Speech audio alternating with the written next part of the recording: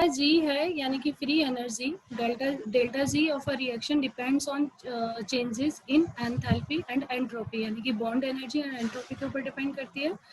जहां पर अभी लास्ट वाली रिएक्शन में आपने देखा G is equal to H minus T S. ठीक है, G is equal to H minus T S, जहाँ पे जो G है that is the free energy and H is the enthalpy and T is the temperature degree kelvin में and S is the entropy. लेकिन अगर further changes करने पर delta G is equal to delta H minus T into delta S. Enthalpy यानी कि H of the reactant और product is equal to their total bond energy. जो enthalpy होगी जो एंथैल्पी H होगी वो टोटल बॉन्ड एनर्जी के product के इक्वल होगी. ओवरऑल चेंजेस इन एंथैल्पी, अगर ओवरऑल चेंजेस आने होंगे एंथैल्पी में, यानी कि delta H is equal to the overall change in bond energy. In an exothermic reaction, किसी भी एक्सोथर्मिक रिएक्शन में the product constant less bond energy than the reactant. तो जो प्रोडक्ट होता है उसकी जो बॉन्ड एनर्जी होती है वो रिएक्टेंट से कम होती है. The liberated energy is usually converted to heat and delta H is negative. और जो लाइब्रेटेड एनर्जी होती है वो हीट में कन्वर्ट होती है और डेल्टा एच जो होता है वो नेगेटिव होता है. और अगर एंडोथर्मिक रिएक्शन होगा, एंडोथर्मिक रिएक्शन में जो भी प्रोडक्ट होगा वो product contain more bond energy than the reactant. उस टाइम पे रिएक्टेंट से ज़्यादा एनर्जी वो अपने पास रखेगा. हीट एब्जॉर्ब्ड होगी and delta H is positive. उस केस में क्या होगा, डेल्टा एच यानी कि एंथैल्पी पॉजिटिव होगी. फिर से रिपीट करती हूँ मैं. एक्सोथर्मिक रिएक्शन में, ठीक है, एक्सोथर्मिक रिएक्शन में जो प्रोडक्ट जो भी बन रहा है उसके पास लेस बॉन्ड एनर्जी होगी, रिएक्टेंट्स के कंपैरिजन में कम एनर्जी होगी और एनर्जी लाइब्रेटेड होगी हीट के थ्रू. ठीक है, हीट से कन्वर्ट हुई एनर्जी. उस केस में डेल्टा एच कैसा होगा, नेगेटिव होगा. अगर एंडोथर्मिक रिएक्शन की बात करते हैं तो एंडोथर्मिक रिएक्शन में जो प्रोडक्ट होगा उसके पास रिएक्टेंट से ज़्यादा एनर्जी होगी और हीट वहाँ पर ऑब्जर्व्ड होगी और एंथैल्पी पॉजिटिव होगा. ठीक है, तो reaction tend to proceed if they liberated energy. तो अगर इस रिएक्शन को अगर प्रोसीड करना है तो ये कैसे प्रोसीड होगा, it tend to liberate energy यानी कि if delta H greater than 0, but it is only one or more important parameters of free energy to consider. The other is entropy.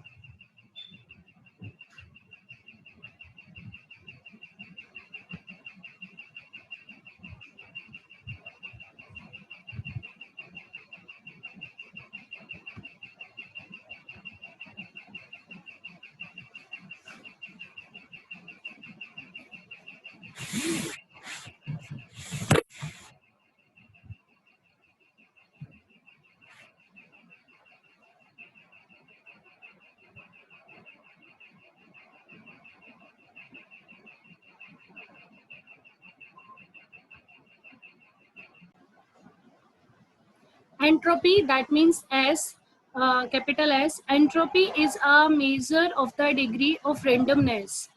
क्या है entropy? It is the measure of the degree of randomness और disorder of a system. किसी भी system के degree को major करने के लिए एंट्रोपी का यूज करते हैं. Entropy increase as a system become more disorder and decrease as it become more structured.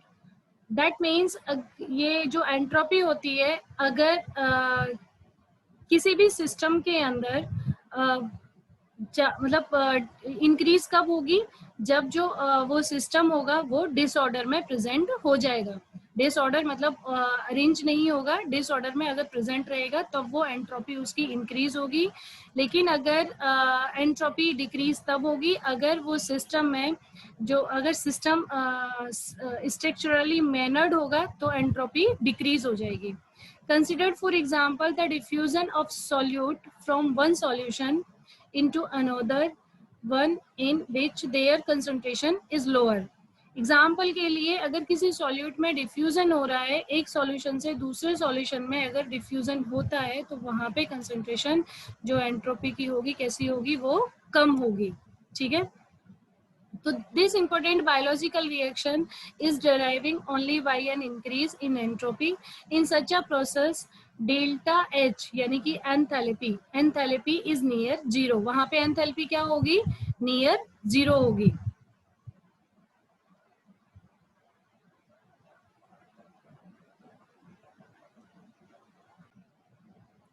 If the degree of hydration of glucose does not change significantly on dilution, delta H will be approximately zero.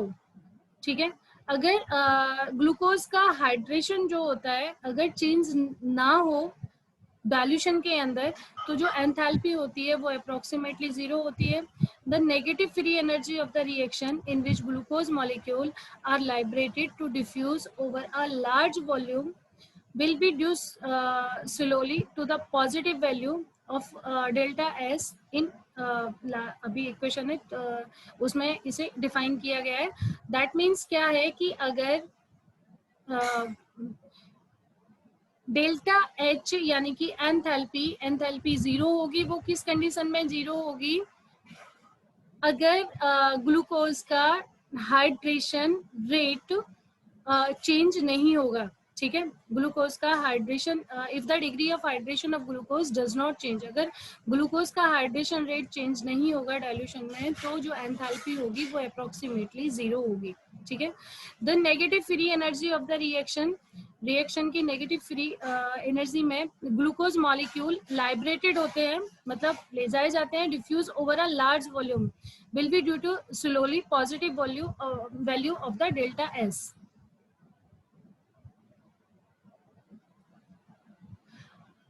Hydrophobic bond, जो hydrophobic bond होते हैं that is derive by a change in entropy. जब entropy में changes होता है तो hydrophobic bond का formation होता है, ठीक है. हाइड्रोफोबिक बॉन्ड का फॉर्मेशन होता है जब एंट्रोपी में चेंज होता है. If a long hydrophobic molecule such as heptane or tyrostyrene is dissolved in water, अगर हाइड्रोफोबिक मॉलिक्यूल को वाटर में डिसॉल्व किया जाए तो वाटर मॉलिक्यूल का जो फोर्स होगा जो फ्री मोशन के चारों तरफ मतलब सराउंडिंग होगा और रेस्ट्रिक्टेड होगा, ठीक है. This impose a high degree of order on their arrangement and lower the entropy of the system. क्यों होगा, क्योंकि एंट्रोपी जो होगी वो नेगेटिव हो जाएगी. Hydrophobic molecule don't dissolve well in equals solution. Hydrophobic that means पानी से दूर जाने वाले मॉलिक्यूल वो इजीली सॉल्युबल नहीं होंगे, जिससे कि एंट्रोपी जीरो होगी and tend to stay associated with one another, और वो एक दूसरे के साथ ही चिपके रहेंगे. तो उस कंडीशन में क्या होता है, उस कंडीशन में कि जो हाइड्रोफोबिक मॉलिक्यूल्स का फॉर्मेशन होता है या जो हाइड्रोफोबिक मॉलिक्यूल्स बनते हैं, तो वहां पर एंट्रोपी में जो चेंजेस होते हैं वो चेंजेस होने से ही वो डेराइव होते हैं. That is the long hydrophobic molecules such as heptane and tristearin, that is the hydrophobic molecules. अगर इन्हें वाटर में डिसॉल्व किया जाए तो वाटर मॉलिक्यूल में जो फोर्स लगेगा वो फ्री मोशन के चारों तरफ लगेगा, ठीक है. This impose a high degree of order on their arrangement and lower the entropy of the system. तो ये क्यों होगा, क्योंकि हाई डिग्री उसके एंट्रोपी के हाई डिग्री की वजह से होगा, क्योंकि जो एंट्रोपी चार्जेस होता है वो जीरो होता है. हाइड्रोफोबिक मॉलिक्यूल इजीली डिसॉल्व नहीं होते, कि एक दूसरे के साथ वो टाइटली कमिटेड रहते हैं.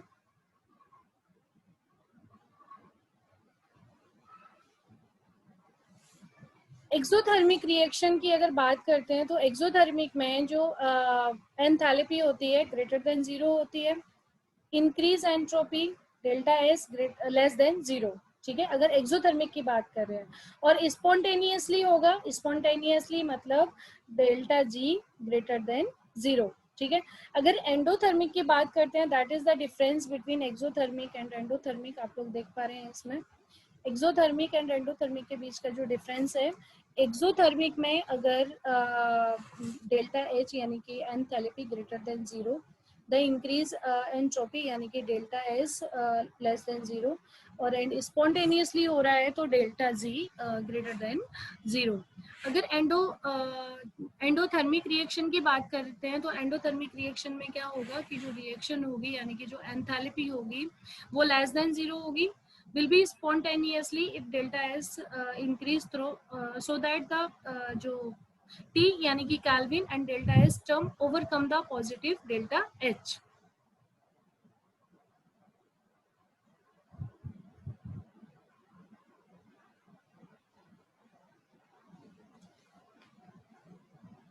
If the conversion of reactant into product result in no change in free energy, अगर फ्री एनर्जी में कोई भी चेंजेस नहीं आना है, then the system it is equilibrium. तो सिस्टम कैसा होगा? इक्विलिब्रियम होगा।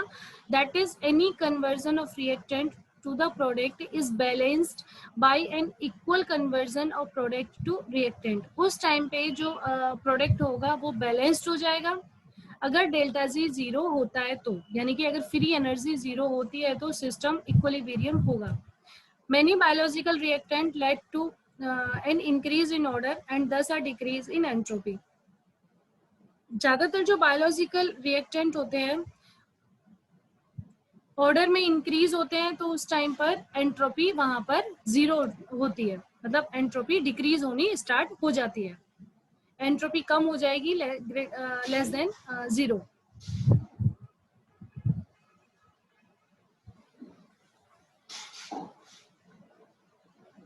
डेल्टा जी यानी कि जो फ्री एनर्जी है, फ्री एनर्जी की जो रिएक्शन करेगी depends on changes in enthalpy and entropy. तो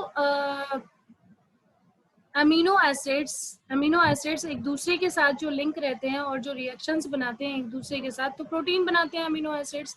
the obvious example is the reaction that link amino acid together to form a protein.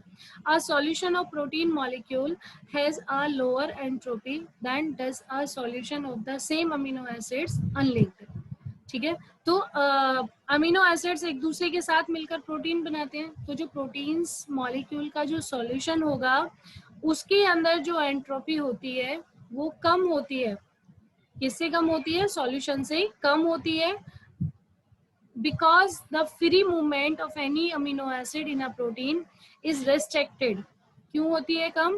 क्योंकि जो अमीनो एसिड्स होते हैं प्रोटीन्स के अंदर जो उनका मूवमेंट होता है वो रेस्ट्रिक्ट हो जाता है when it is bound to a long chain. जब वो लॉन्ग चेन से एक दूसरे से बाइंड होते हैं तो उस टाइम पर जो उनका मूवमेंट होता है वो कम हो जाता है। For the linking reaction to proceed a compensatory decrease in free energy most occur elsewhere in the system. Free energy decrease होनी शुरू हो जाएगी अगर जैसे ही लॉन्ग चेन से वो बाइंड अप करेंगे तो उसका जो एंट्रोपी होगा एंट्रोपी कम हो जाएगा। एंट्रोपी कम होने से जो फ्री एनर्जी होगी वो भी कम होनी शुरू हो जाएगी। कुछ पैरामीटर्स होते हैं जो डेल्टा जी रिएक्टेंट को अफेक्ट करते हैं, जैसे कि the changes in free energy of reaction. अगर फ्री एनर्जी में चेंजेस लाना है तो वो किसके थ्रू चेंजेस होगा? टेम्परेचर के थ्रू, प्रेशर के through and the initial concentration of reactant and product. Reaction के थ्रू चेंजेस होगा, रिएक्टेंट के थ्रू चेंजेस होगा एंड प्रोडक्ट के थ्रू चेंजेस होगा। मोस्ट बायोलॉजिकल रिएक्शन, ज्यादातर जो बायोलॉजिकल रिएक्शंस होती हैं like other that take place in aqueous solution, जो एक्वस सॉल्यूशन के अंदर प्रेजेंट होती हैं, are also affected by pH of the solution। वो pH of the solution, pH के थ्रू भी वो चेंज हो जाती है। The standard free energy change of a reaction delta G is the value of change in the free energy under the condition of 298 calorie, that means 25 degree centigrade, 1 atmosphere pressure, pH 7 and initially concentration of 1 mole for all reactant and product except protein which are kept at pH 7। Standard free energy यानी कि delta G, standard free energy यानी कि delta G zero dash. Standard free energy का sign क्या है? Delta G zero dash is the value of changes in free energy delta G zero dash क्या है, ये स्टैंडर्ड फ्री एनर्जी चेंजेस है। किस चीज की वैल्यू है ये, this is the value of change in free energy under the condition of 298 calories.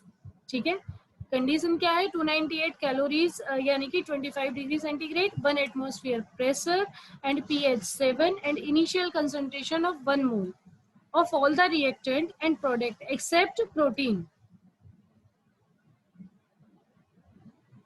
जो साइन होता है delta G dash zero dash का, यानी कि फ्री स्टैंडर्ड एनर्जी का जो साइन होता है वो किसके ऊपर डिपेंड करता है, depends on the direction in which the reaction is written, जहां पर जो रिएक्शन होती है वो लिखी जाती है।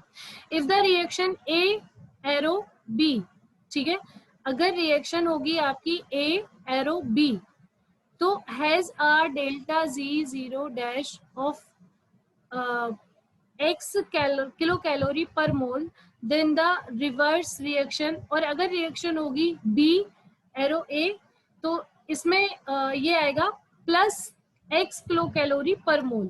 ठीक है, तो डेल्टा जी यानी कि फ्री स्टैंडर्ड एनर्जी जो डिपेंड्स करती है, जैसे हम उसे लिखते हैं तो उसका लिखने का जो पैटर्न होता है वो भी चेंज हो जाता है। अगर रिएक्शन होती है ए टू बी, ए से बी में रिएक्शन हो रही है, ए एरो बी, तो स्टैंडर्ड फ्री एनर्जी का को जो हम लिखेंगे वो minus x kilo calorie per मोल में लिखेंगे। ठीक है, लेकिन अगर रिएक्शन जस्ट अपोजिट हो रही है बी टू ए, तो वहीं पे जो वैल्यू होगी स्टैंडर्ड फ्री एनर्जी की वो plus x kilo calorie per मोल होगी।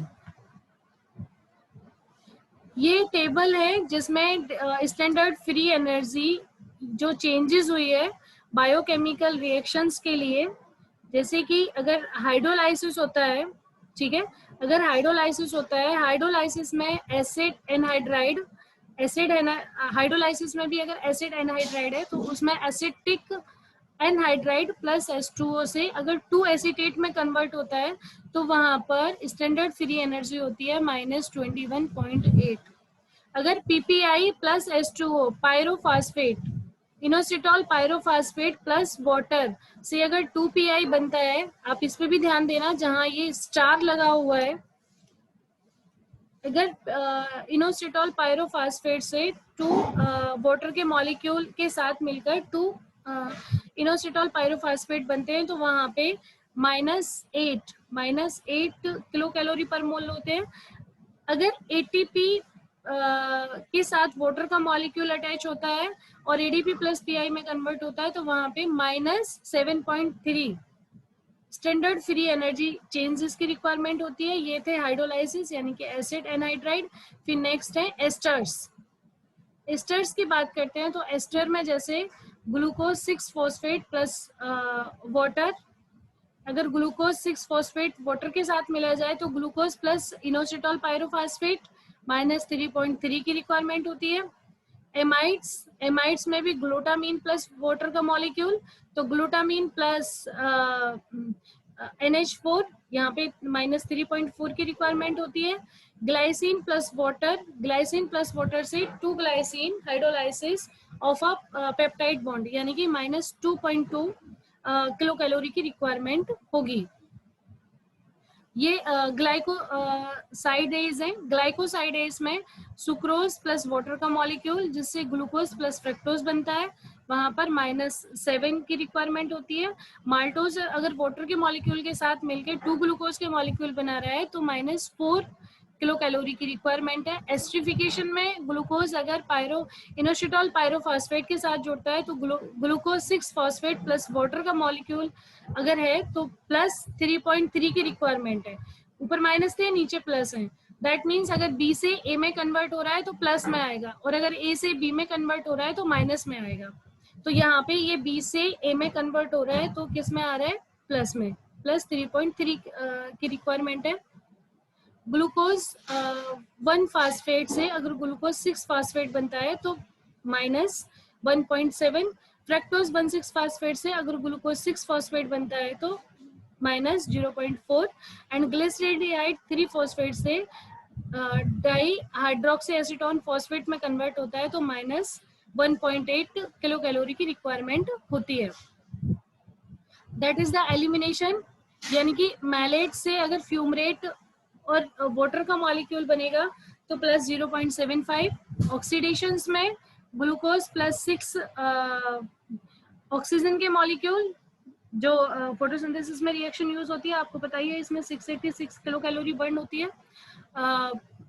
पाल्मिटिक एसिड प्लस 23 H2O से अगर 6 कार्बन डाइऑक्साइड और 6 वाटर के मॉलिक्यूल बनते हैं तो 288 किलो कैलोरी की रिक्वायरमेंट होती है। फोटोसिंथेसिस में 6 वाटर के मॉलिक्यूल और 6 वाटर के 6 कार्बन डाइऑक्साइड के मॉलिक्यूल मिलके 6 कार्बन शुगर और 6 ऑक्सीजन के मॉलिक्यूल बनाते हैं, तो प्लस 686 किलो कैलोरी की रिक्वायरमेंट होती है।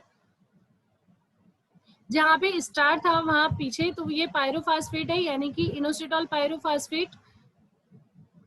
ये साइंस है, ये जो साइन है, ये जो सिंबल पीछे दिए हुए थे, that is the 3 reactions so occur during glycolysis. First step, conversion of the glucose to CO2.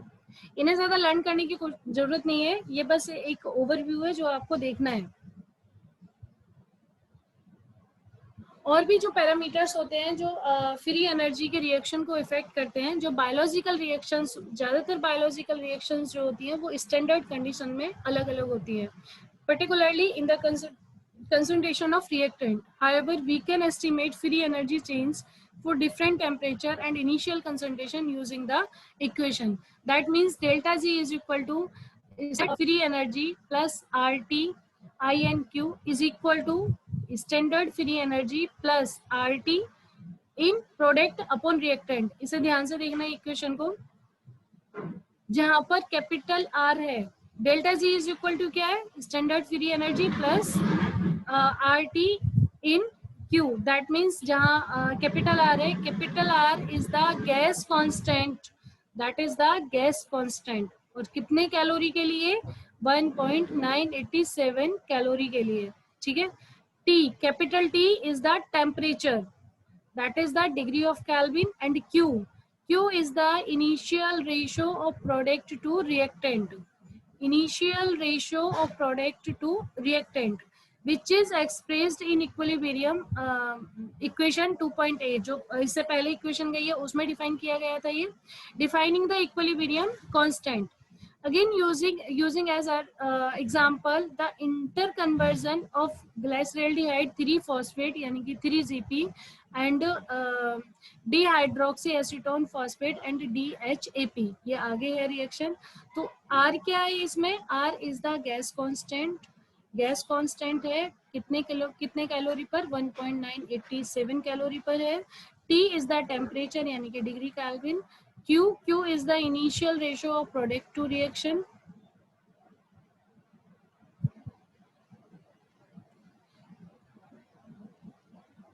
This is the 3-GP यानी कि ग्लिसरल्डिहाइड 3-फास्फेट से जब डिहाइड्रोक्सी एसीटोन फॉस्फेट में कन्वर्ट होता है, ये रिएक्शन इरिवर्सिबल होती है, ठीक है, रिवर्सिबल होती है।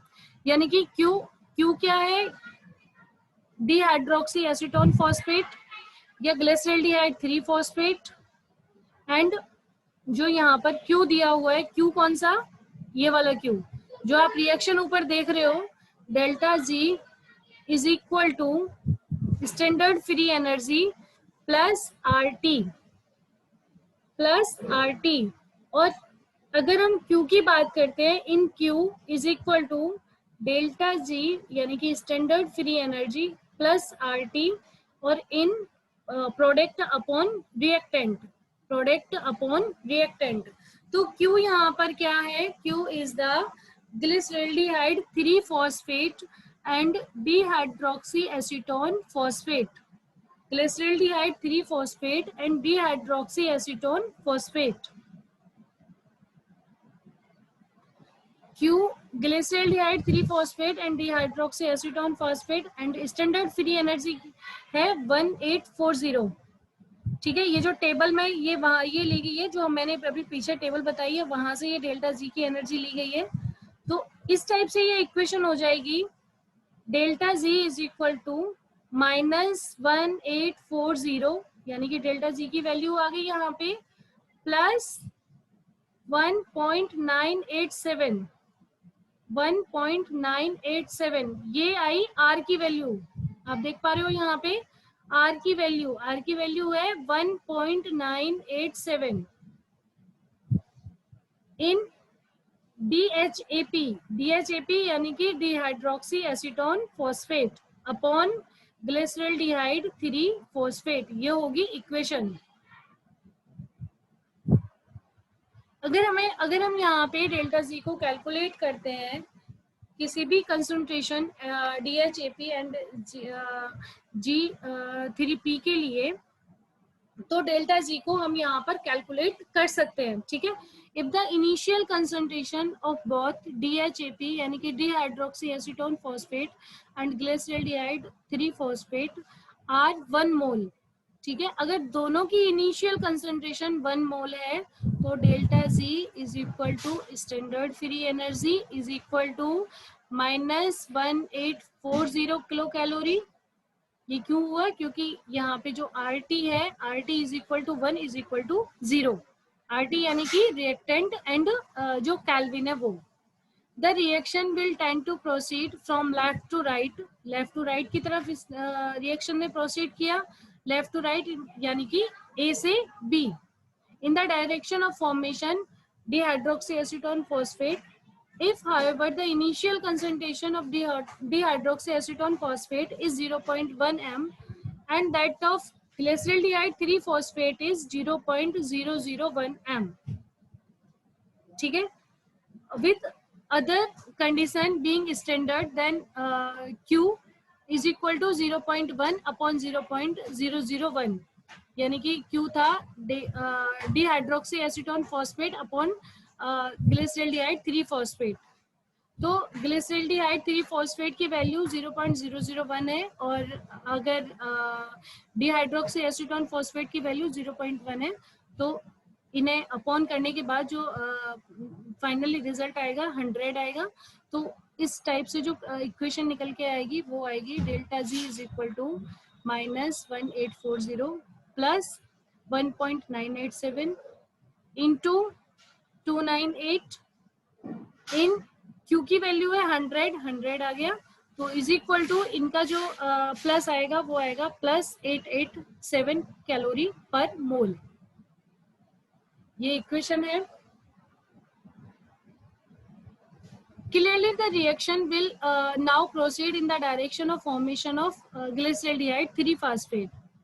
अगर रिएक्शन होती है A plus B reversible C, in which two molecule combine to form a third, दो मॉलिक्यूल थर्ड मॉलिक्यूल बना रहे हैं, तो उस कंडीशन में इक्वेशन होगी delta G is equal to standard free energy plus RT in Q is equal to standard free energy plus RT in, जहां पर प्रोडक्ट और रिएक्टेंट था वहां पे प्रोडक्ट है आपका C और रिएक्टेंट है A इंटू B।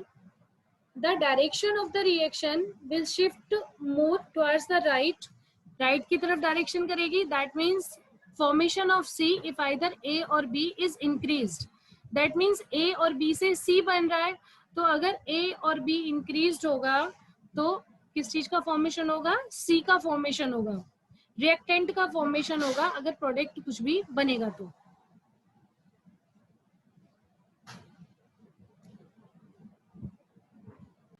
जो मैंने लास्ट अभी Q की वैल्यू बताई थी आपको, ये वो Q को हम KEQP यहाँ पे लिख सकते हैं।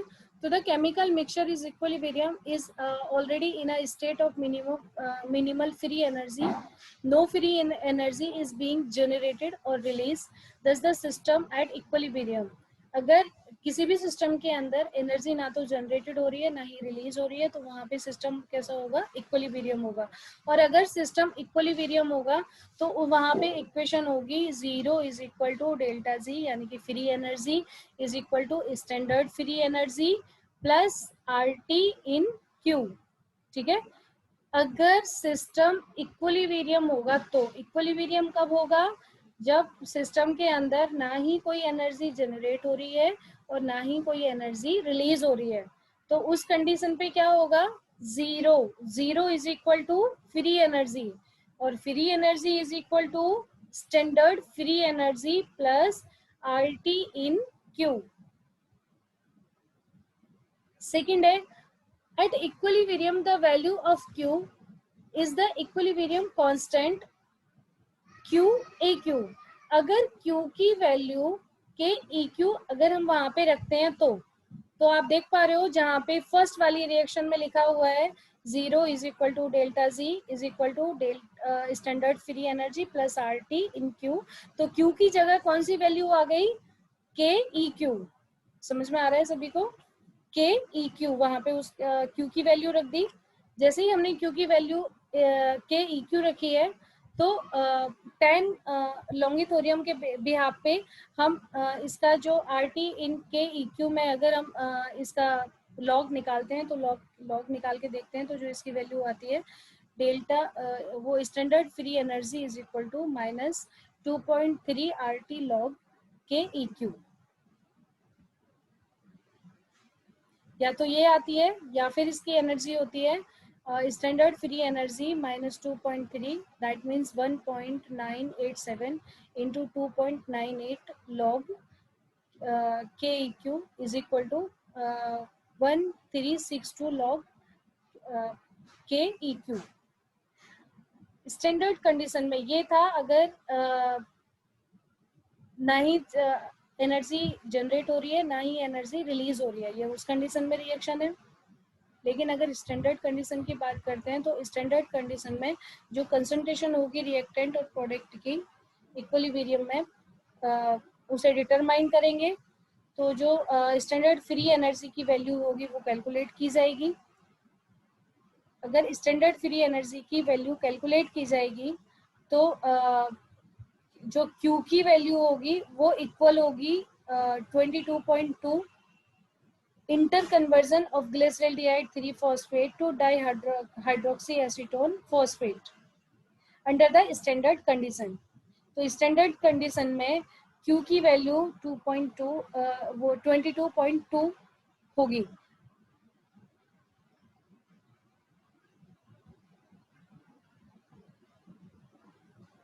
डेल्टा जी नेगेटिव आता है, ठीक है। स्टैंडर्ड फ्री एनर्जी अगर नेगेटिव है तो Q की वैल्यू पॉजिटिव होगी और ग्रेटर देन 1 होगी, ठीक है। This is the formation of product from reactant is favoured और रिएक्टेंट उसके फेवर में होगा। ये हैं कुछ एग्जाम्पल दिए गए हैं यहाँ पे। ये इधर क्यू ए क्यू की वैल्यू यहाँ बताई गई है और डेल्टा यानी कि स्टैंडर्ड फ्री एनर्जी में यहाँ पे इसकी वैल्यू पुट ऑन की गई है।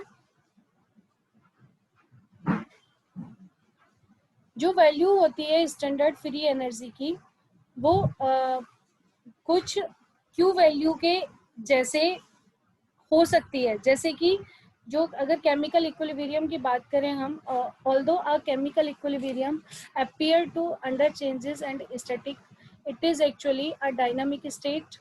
The forward and the reverse reaction proceed at exactly the same rate, thereby cancelling each other out.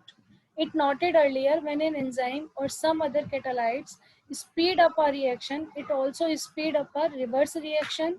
Thus, equilibrium released sooner than when the reaction is not catalyzed.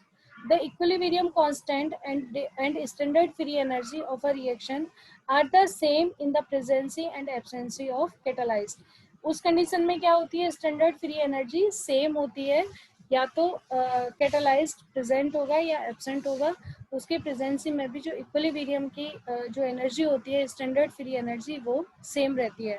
Chemical equilibrium में जब भी unchanging और static होता है, dynamic state में जो forward और reverse reaction बिल्कुल सेम होती हैं, ठीक है।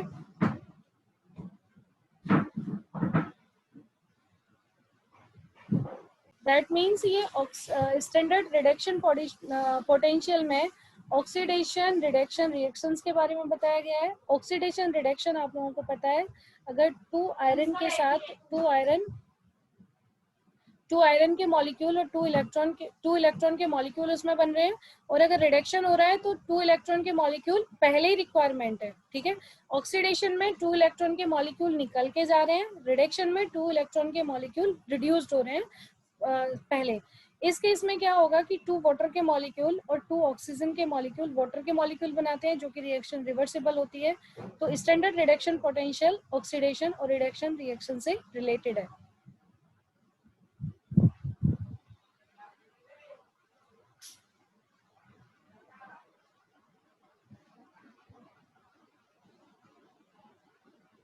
दैट मीन्स अगर कोई भी एटम और मॉलिक्यूल इलेक्ट्रॉन को गेन करता है तो रिडक्शन पोटेंशियल होता है, ठीक है। और अगर कोई भी मॉलिक्यूल इलेक्ट्रॉन को रिलीज करता है तो रिडक्शन पोटेंशियल होता है।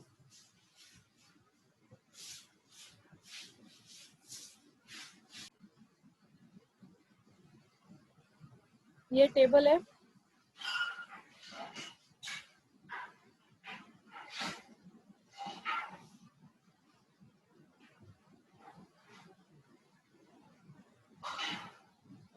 इनके बीच में जो रिलेशनशिप होगा फ्री एनर्जी और रिडक्शन पोटेंशियल में, फेराडे कांस्टेंट ये आ सकता है आपको। फेराडे कांस्टेंट क्या है?